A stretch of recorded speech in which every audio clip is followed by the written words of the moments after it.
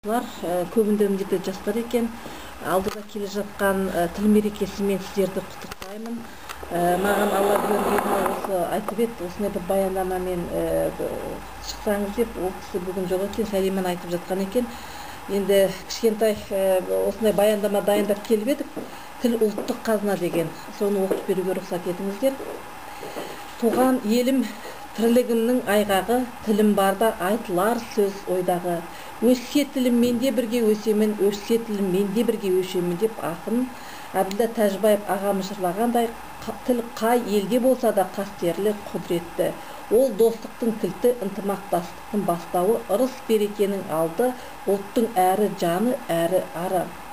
Тіл туралы заңдағы Қазақстан халқын топтастырудағы аса маңызды фактор болып табылатын мемлекеттік тілді меңгеру Қазақстан Республикасының әрбір адамзатының парызы деген.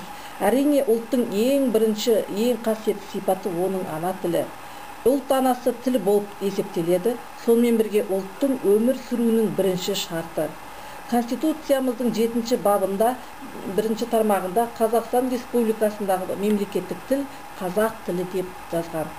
Ата заңымыздан туындаған тіл туралы Қазақстан Республикасының заңында да осы жағдай берік қамтылған. Біздің азаматтық парызымыз тіл заңындағы талаптардан жүйелі түрде жүзеге асыру.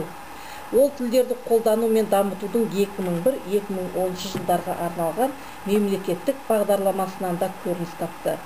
Тіл біздің тұтастығымыз, тіл тағдыры ел тағдыры деп те айтып жүрміз. Сондықтан әрбір адам өз ана тілінің көзін қарашығындай қорғауға, оны орынсыз шұбарлануының қандай да болса да қарсы тұруға тиіс. Туған тілдің абыройын асқақтату әрбір адамзаттың борышы.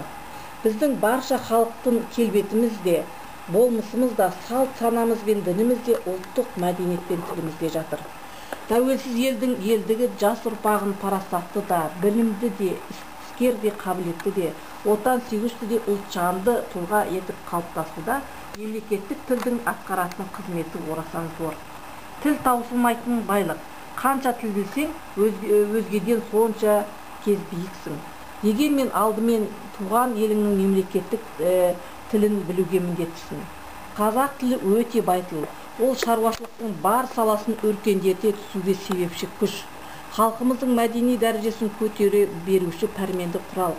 Жұртшылықты жаппай отаншылдық рухта тәрбиелеудің құралы, қуатты қаруы. Қорына ынтасының артуы.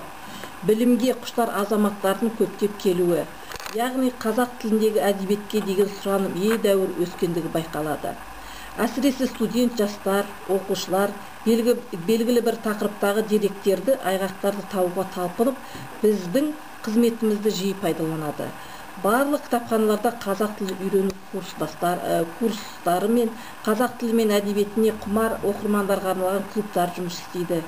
Жаңа ғасырдың азаматы зиялы, білімді, өзінің жерін, елін ғана емес, ғаламды таныған тұлға болу керек.